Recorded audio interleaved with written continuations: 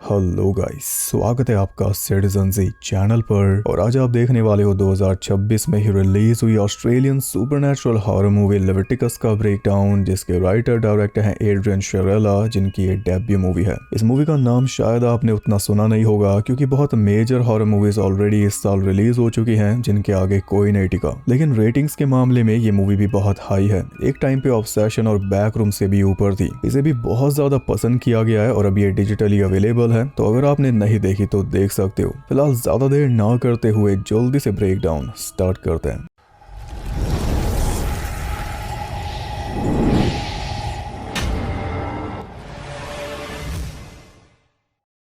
Movie के start में हम एक लाइफ गार्ड मार्नी को देखते हैं जो पूल बंद हो जाने के बाद वहां से जा रही थी। ये तभी अचानक अपने आप शावर चालू हो गया। शावर की तरफ देखकर मार्नी बोली कि तुम यहाँ पे क्या कर रही हो, जबकि हमें वहां पे कोई भी दिखाई नहीं दे रहा, लेकिन मार्नी किसी को देख पा रही है। उसी इनविजिबल पर्सन के साथ वो शावर में रोमांस करने लगी। तभी एकदम से उसी इनविजिबल चीज ने मार्नी को वहीं पे पटक पटक के मार डाला। ये थी मूवी की ओपनिंग।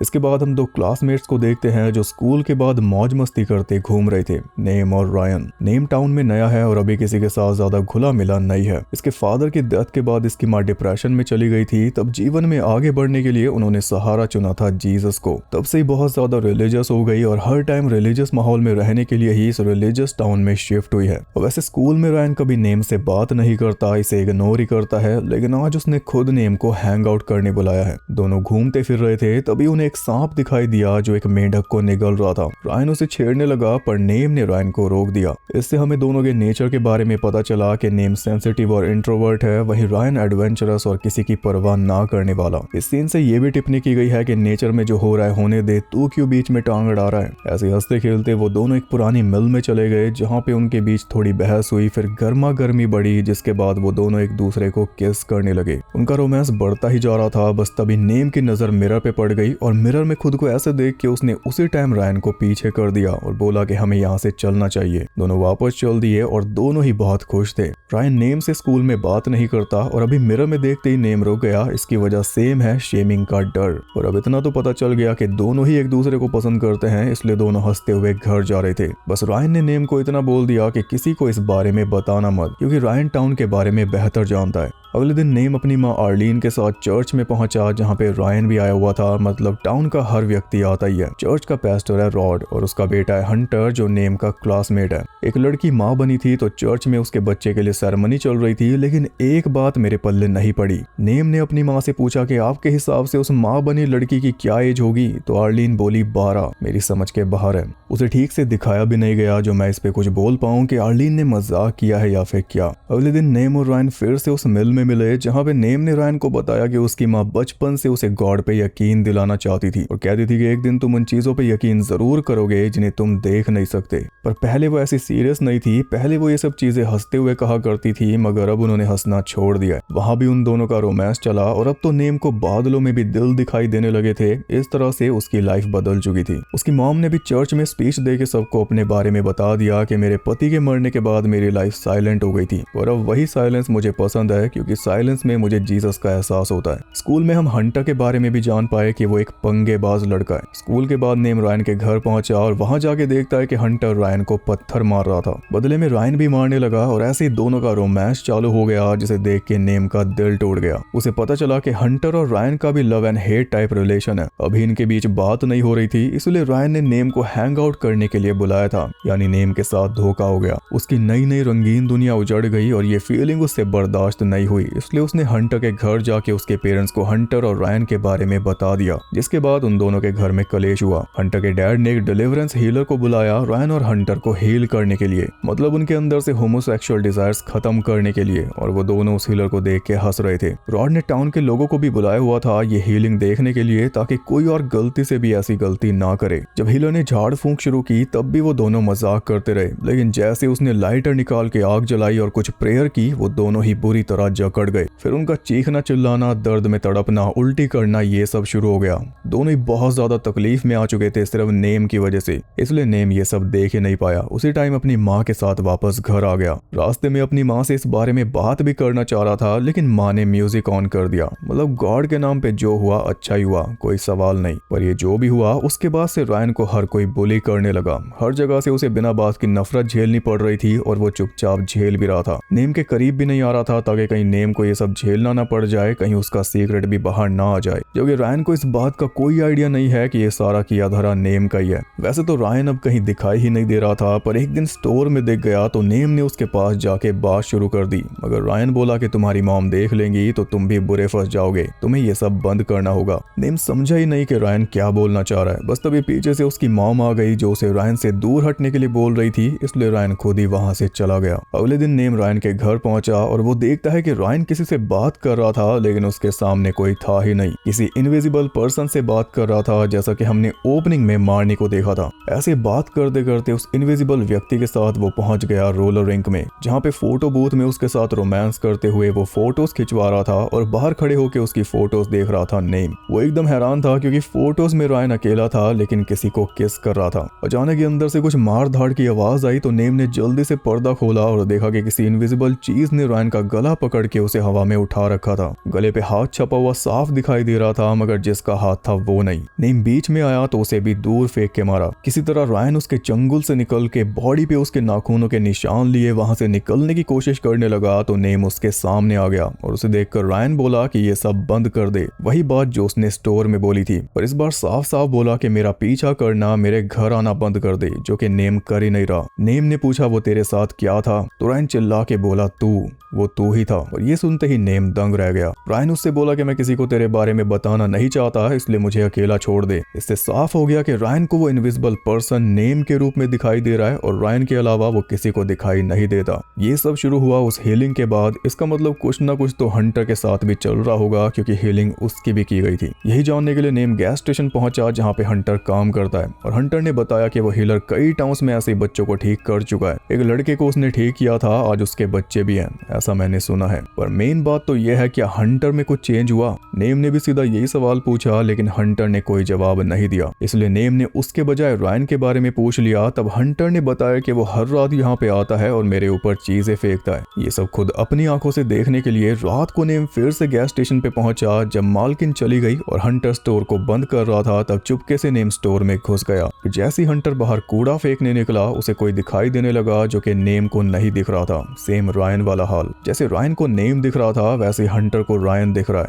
यानी हर रात इसके पास असली रायन नहीं आता, बल्कि ये एंटिटी आती है रायन के रूप में, जो सिर्फ हंटर को ही दिखाई देती है। वो एंटिटी हंटर के ऊपर पत्थर फेंकने लगी, जैसा कि हंटर ने बताया था, और देखते ही देखते वो हंटर के पास आ गई। पहले रोमांस शुरू हुआ जो एकदम से एग्रेशन में बदल गया। उस एंटिटी ने हंटर को भी गला पकड़ के हवा में उठा लिया था। ये देखकर नेम बाहर निकल के हंटर को बचाने की कोशिश करने लगा, लेकिन वो बाहर निकल ही नहीं पाया क्योंकि दरवाजे सारे बंद थे। जब तक बैक डोर खोल के वो बाहर निकला, तब तक वो एंटिटी हंटर को घसीट के ले जा चुकी थी। फिर अगली सुबह हंटर का सर मिला घास में। हंटर के साथ जो कुछ हुआ नेम समझ चुका था कि वही रायन के साथ भी होगा, इसलिए वो फटाफट पुलिस स्टेशन पहुंचा पुलिस को इन्फॉर्म करने। लेकिन पुलिस उसकी बात को सीरियस ले ही नहीं रही थी। उसने एक डिटेक्टिव को पूरा आंखों देखा हाल बता दिया, लेकिन वो डिटेक्टिव उल्टा उसकी काउंसलिंग करने लगी कि शायद तेरे घर पे सब कुछ ठीक नहीं चल रहा। नेम फिर भी एक ही बात पे अटका हुआ था, डिटेक्टिव के मतलब की बात नहीं बोल रहा था, इसलिए वो उठ के जाने लगी। तब नेम ने उसे बताया रायन और अपने बारे में। वो सारी बात डिटेक्टिव ने ध्यान से सुनी और फिर नेम की माँ को बता दी।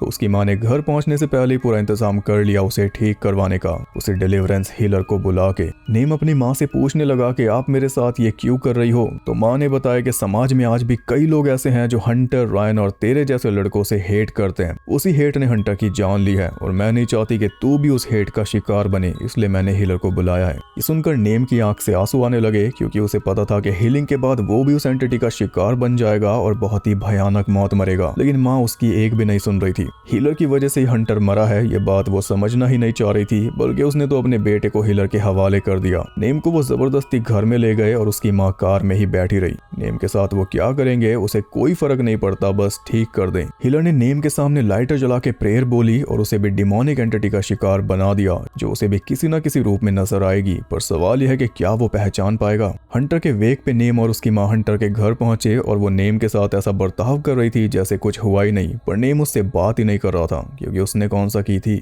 गुस्से में वो बाहर निकल के सबसे दूर चला गया, जहाँ पे उसे दिखाई दिया रायन। नेम ने उसे बता दिया कि मेरी माँ ने मेरी भी हीलिंग करवा दी है। इस टाउन में आने के बाद वो सच का सामना ही नहीं करना चाह रही, बस जादू हो जाए कुछ ये चाह रही है। ये सुनकर रायन नेम को किस करने लगा, लेकिन फिर अचानक से उसने नेम का गला पकड़ के उसे पीटना शुरू कर दिया, क्योंकि वो रायन था ही नहीं बल्कि वही डिमोनिक एंटिटी थी जो सिर्फ नेम को नजर आ रही थी, वो भी रायन के रूप में। जब नेम ने शोर मचाया, असली रायन तो तब जाके घर से बाहर निकला और उसे देखते ही नेम अपने आप पूरा मैटर समझ गया। नेम वहां से भागा तो उसके पीछे रायन भी भागा, क्योंकि रायन भी समझ चुका था कि अब नेम भी शिकार बन चुका है। और उन दोनों के पीछे पीछे आ गई हंटर की बहन एजी। वो भी इस मैटर के बारे में कुछ जानती थी, जो उसने दोनों को घर में ले जाके बता दिया। उसने बताया कि 2 लड़कियां थी, मार्नी और जेसिका, जो प्यार में थी। हिलर ने उन दोनों की भी हीलिंग की थी, जिसके बाद मार्नी पूल में मरी हुई पाई गई थी और लोगों ने कहा था कि उसका पैर फिसल गया होगा, जबकि हमने देखा है कि उसके साथ क्या हुआ था। हंटर को भी कुछ दिखाई दे रहा था। ये बात उसने इजी को बताई थी, पर इजी ने यकीन नहीं किया था, इसलिए अब रायन और नेम को बता रही है ताकि ये कुछ कर सके। मेन जानकारी उसने ये दी कि जेसिका अब भी जिंदा है। वो 24 घंटे मरीविल हॉस्पिटल में रहती है,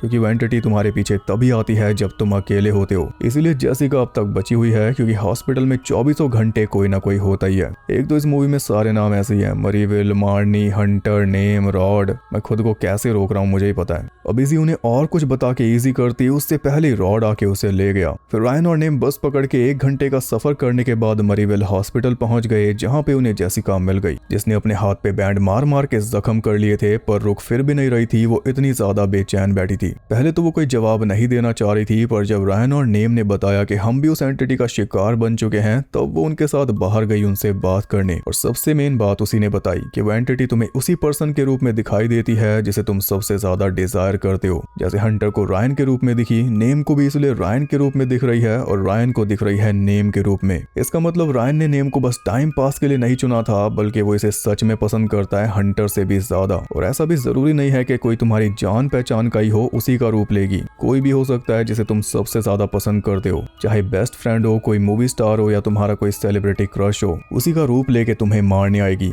मतलब उसके लिए जो प्यार है उसे नफरत में बदल देगी मिनट से पहले, और उसके बाद फिर जान से मार देगी। जेसिका का कहना है कि उसे रोका नहीं जा सकता, बस अवॉइड किया जा सकता है लोगों के बीच में रहकर। जैसी अकेले पड़े उसी टाइम आ जाएगी, और जितना तुम दोनों एक साथ रहोगे उतनी वो स्ट्रांग होती जाएगी, उतनी बेहतर तरीके से तुम्हें कॉपी करने लगेगी। जेसिका उन्हें बताने लगी कि तुम दोनों एक दूसरे से दूर रहो, और बताते बताते वो पैनिक करने लगी, जिस वजह से सिक्योरिटी गार्ड्स आके उसे ले गए। फिर रायन और नेम बस में बैठकर वहां से जाने लगे। तभी नेम को वो एंटिटी रायन के रूप में दिखाई दे गई थोड़ी दूरी पे। नेम उसे देखने लगा और तभी बस का दरवाजा हो गया बंद, जिस वजह से नेम की सांसें फूलने लगी, क्योंकि वो अकेला बाहर रह गया था। रायन उसे अंदर से हौसला दे रहा था कि वो एंटिटी तेरा कुछ नहीं बिगाड़ सकती, यहाँ पे बहुत लोग हैं। लेकिन पलक झपकते ही वो नेम के बहुत पास आ चुकी थी और बस पकड़ने आ ही रही थी कि तभी नेम ने बस पकड़ ली, क्योंकि दरवाजा खुल गया। दोनों निकल गए वापस घर की तरफ। नेम को तो अब भी यही चिंता हो रही थी कि हम दोनों को अलग रहना चाहिए, लेकिन रायन को इस बात की चिंता नहीं थी। उसने फिर से रोमांस शुरू कर दिया बस में ही। अगले दिन स्कूल में रायन नेम को इशारा करके बाथरूम में चला गया कि पीछे पीछे नेम भी आएगा, लेकिन नेम ने कल दो रायन एक साथ देखे थे, इसलिए वो पहले श्योर नहीं था। ऊपर से तभी क्लास की बेल बज गई, इसलिए वो क्लास की तरफ जाने लगा। बस तभी रायन चिल्लाते हुए बाथरूम से बाहर निकल आया। कुछ ही देर के लिए वो बाथरूम में अकेला था, बस इतने में ही एंटिटी ने उसका कान फाड़ दिया। वो हैरान होकर नेम की तरफ देख रहा था, क्योंकि ऑब्वियसली उसे नेम के रूप में ही वो एंटिटी दिखाई दी होगी, तो उसने यही सोचा होगा कि मैंने इशारा किया था इसलिए नेम ही अंदर आया है, ना कि एंटिटी। पर इतने ही गैप में एंटिटी ने इतना बुरा हाल कर दिया। सब चर्च में जमा हुए तो रॉड वहां पे स्पीच दे ही नहीं पाया। उसके आंसू ही नहीं रुक रहे थे, क्योंकि वो गिल्ट में था कि मेरी वजह से मेरा बेटा मारा गया, और वो नेम को ही देखे जा रहा था, क्योंकि चुगली उसी ने आके की थी। सब कुछ वहीं से शुरू हुआ। चर्च के बाहर ही नेम ने रायन के साथ डिस्कस किया कि मैं टाउन छोड़ के चला जाऊंगा, तुम मेरा पीछा मत करना। तब रायन ने उसे कहा कि तू जहां भी जाएगा वो एंटिटी तेरे पीछे आएगी, कहीं और जाके किसी और को पसंद करने लगेगा तो उसके रूप में दिखाई देने लगेगी। इससे फायदा क्या होगा? अगर ये एंटिटी आगे जिंदगी भर के लिए मुझे फॉलो करने वाली है तो मैं यही चाहूंगा कि वो मुझे सिर्फ तेरे रूप में दिखे। ये सुनकर नेम ने भी टाउन से जाने का प्लान कैंसिल कर दिया। वो ढूंढने लगे इस प्रॉब्लम का कोई हल, जिसमें फिर से काम आई इजी। अपने डैड की कार में दोनों को बैठाकर वो उस हीलर के पास ले जाने लगी, क्योंकि अब वही है जो कुछ कर सकता है। दोनों को इजी पे पूरा यकीन था, लेकिन इजी ने उनके साथ खेल कर दिया। वो उन दोनों को एक सुनसान जगह पे ले गई, जहाँ पे उसका बॉयफ्रेंड गुंडे लेके आ गया रायन और नेम को पीटने। रीजन ये कि कल इजी का डैड गिल्ट के मारे घर छोड़ के चला गया और भाई तो पहले ही मर गया था, तो इसका पूरा दोष वो डाल रही है रायन और नेम के ऊपर। रायन को कह रही है कि तुमने हंटर को ऐसा बना दिया इसलिए ये सब हुआ, और नेम को कह रही है कि तुमने चुगली की थी इसलिए हुआ। चुगली वाली बात सुनते रायन भी दंग रह गया, क्योंकि उसे अब तक पता ही नहीं था कि ये सब नेम का किया धरा है। नेम ने रायन की जिंदगी बर्बाद कर दी, जो कि टाउन के हाल देखते हुए रायन ने पहले ही से कह दिया था कि किसी को कुछ बताना मत। फिर भी खैर उन्होंने रायन को पीटना शुरू कर दिया, पर रायन ऐसे पिटने वालों में से नहीं था। उसने फाइट बैक किया। फिर इजी की कार लेकर वो आराम से निकल सकता था, लेकिन नेम के लिए रुक गया। जो कुछ नेम ने किया उसके बावजूद नेम कार में बैठा और दोनों वहां से निकल गए। नेम को उसके घर छोड़ते हुए रायन ने साफ बोल दिया कि अगर अब से मैं तुम्हें देख जाऊं तो दूर भाग जाना, क्योंकि वो मैं नहीं होऊंगा। अब मैं कभी तुम्हारे पास नहीं आऊंगा।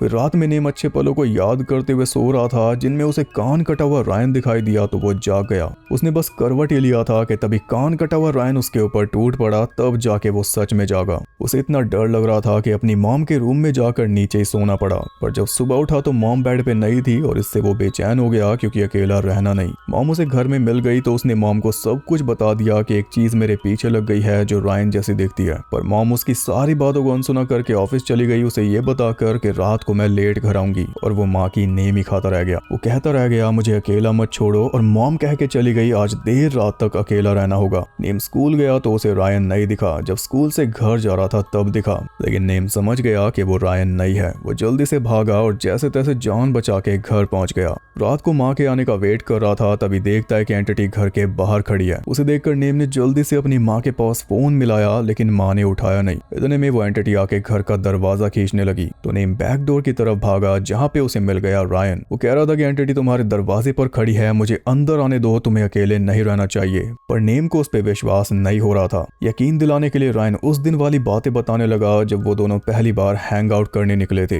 वो बातें सुनकर नेम को उस पर ट्रस्ट हुआ, पर तभी उसने जाली को चीरते हुए हाथ अंदर घुसा के नेम के बाल पकड़ लिए और बाल उखड़वा के नेम का पीछा छूटा। अब तो कोई शक बचा ही नहीं था कि वो एंटिटी है जो धोखा देके करीब आने में माहिर है। घर के अंदर आके वो पूरा हाथ नेम के मुंह में घुसाने लगा, और नेम ने उसके फेस में कई चीजें घुसा दी, लेकिन उसे कोई फर्क नहीं पड़ रहा था। आखिर में एक लाइटर नेम के हाथ लगा। जैसे लाइटर जला के उसके पास किया, वो अपने आप डर के मारे दूर हट गया। यानी आग ही उसकी कमजोरी है, क्योंकि आग के थ्रू ही उसे समन किया गया था। नेम जल्दी से भाग के एक स्टोर में पहुंचा, जो कि 10 मिनट में बंद होने वाला था। एंटिटी भी बाहर आके खड़ी हो चुकी थी, इसलिए नेम सबको कहने लगा कि आप में से कोई एक मेरे साथ रुक जाओ, वरना वो मुझे मार देगा। लेकिन कोई भी उसके साथ नहीं रुका। स्टोर बंद हो गया और सब के सब उसके सामने ही चले गए। तब उसे एक साइकिल दिखी, जिसे लेकर वो मिल के पास पहुंच गया, और वहां पे उसे मिला रायन। ये वाला असली रायन लग रहा था, क्योंकि एंटिटी की तरह ये जख्मी दिखाई नहीं दे रहा। लेकिन अचानक ही उसने पत्थर उठा के नेम की तरफ फेंक दिया, इसलिए नेम को भागना पड़ा। अब या तो वो एंटिटी है या फिर वो नेम को एंटिटी समझ रहा है। ये बात समझ के बाहर है। नेम भाग के मिल के अंदर पहुंच गया, जहाँ पे पीछे पीछे वो रायन भी आ गया और नेम का गला घोटने लगा, जिससे एकदम साफ हो गया कि वो एंटिटी है। वो नेम का चेहरा क्रश करने वाला था, तभी नेम ने उसके चेहरे पे हाथ रख दिया, जिससे वो रुक गया। बस तभी नेम ने लाइटर जला के उसे दूर कर दिया और फिर अपने पास आने ही नहीं दिया। बीच में आग लगा दी और खुद भाग गया बाहर। आग पूरी मिल में फैल चुकी थी और रायन उससे मदद मांग रहा था, लेकिन इस बार उसकी बातों में ना फंसकर नेम उससे दूर हट गया। फिर अंदर से बस उस एंटिटी के चिल्लाने की आवाजें आई। नेम रायन के घर पहुंचा, लेकिन वो घर पे नहीं था और ना ही फोन आंसर कर रहा था, जिससे नेम के मन में डाउट आने लगा कि कहीं उसने असली रायन को तो नहीं जला डाला। जल्दी से वापस मिल की तरफ भागा, जहाँ पे फायर फाइटर्स की टीम आ चुकी थी, जिन्होंने बताया कि अंदर कोई भी नहीं मिला। मतलब कंफर्म हो गया कि वो रायन नहीं था। फाइनली नेम की माँ भी आ गई और आके बोली कि रायन भाग गया होगा। नेम बोला कि उस हीलर की वजह से हमारे साथ ये सब हो रहा है। तो उसकी माँ बोली इसमें मैं कुछ नहीं कर सकती, जो हुआ है वो अनडन नहीं हो सकता, उस हीलर ने पहले बताया था। इसका मतलब कि इसे पहले से ही पता था कि हीलिंग के बाद इसके बेटे के साथ कुछ बुरा होगा। वो बोली कि हीलर ने कहा था इससे तुम सेफ रहोगे। तो नेम बोला कि मैं बिल्कुल भी सेफ नहीं हूँ, जैसा कि आप देख ही सकती हो मैं बहुत ज्यादा डरा हुआ हूँ। तो उसकी माँ बोली मुझे पता है, लेकिन हमें डर की जरूरत है ठीक से रहने के लिए। मतलब तेरे अंदर डर होगा तभी तू उस रास्ते पे नहीं जाएगा। ये सुनकर नेम दंग रह गया। उसकी माँ उसे घर लेके जाने लगी, पर जैसी रास्ते में गैस स्टेशन पे रुकी, उसी टाइम नेम वहां से फरार हो गया। वो सीधा बस स्टॉप पे पहुंचा, जहाँ पे उसे असली रायन मिल गया जो उसी की तरह टाउन छोड़कर जा रहा था, तो दोनों साथ में निकल गए बिना किसी की परवाह किए। रास्ते में वो एंटिटी नेम को दिखाई दे रही थी, लेकिन अब उसने इग्नोर करना ही बेहतर समझा और इसी के साथ ये मूवी हो गई खत्म। तो मूवी कुछ इट फॉलोज और लाइट्स आउट जैसी लगती है, लेकिन जो इसका कॉन्सेप्ट है वो खतरनाक है कि एक ऐसी भयानक एंटिटी जो आपको मारना चाहती है पर दिखेगी वो उसके रूप में जिसे आप सबसे ज्यादा डिजायर करते हो। अगर ये सच होता तो धरती पर रह रही आधी आबादी को सिडनी स्वीनी आके मारती और बाकी बची आधी को पीट डेविडसन। डायरेक्टर क्योंकि खुद गे हैं इसलिए उन्होंने बड़े इनोवेटिव तरीके से इस मूवी के थीम को बुना है जो लोगों को बहुत पसंद आया। मूवी के अंदर इमोशनल डेप्थ है और कई लेवल्स पे धोखेबाजी भी है। साथ ही रिलीजियस बिलीव्स के ऊपर टिप्पणी भी की गई है, जिसमें सबसे आगे तो मूवी का टाइटल ही है। इसका नाम सीधे बुक ऑफ लेविटिकस से लिया गया है, जो कि बाइबल की बुक है, जिसका अक्सर रिलीजियस प्रीचर्स हवाला देते हैं कि इसमें सबूत है कि खुद गॉड ने होमोसेक्सुअलिटी को मना किया। पर सेम बुक में टैटूज के अगेंस्ट भी लिखा गया है, फिर भी जो हिलर था मूवी में उसकी बॉडी टैटूज से भरी पड़ी थी। ऐसा जानबूझकर डाला गया। वो खुद निकोलस होप का ही आइडिया था जिन्होंने हिलर का रोल किया। इस मूवी का जो सेंट्रल हॉरर कॉन्सेप्ट है किसी को फिक्स करने वाला, वो भी असली दुनिया में जो कन्वर्जन थेरेपीज होती हैं लोगों को स्ट्रेट करने वाली, उन्हीं से इंस्पायर्ड है। डायरेक्टर ने इस पे बहुत रिसर्च की थी।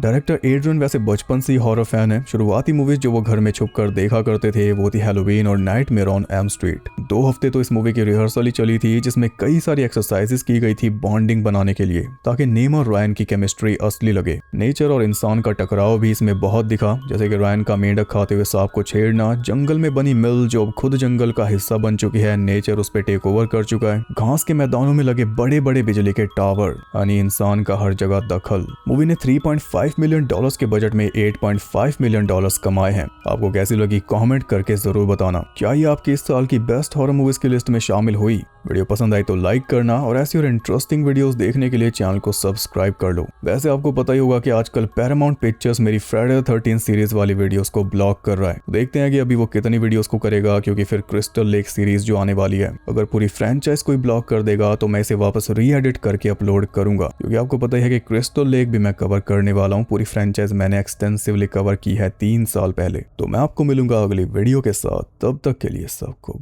बाय।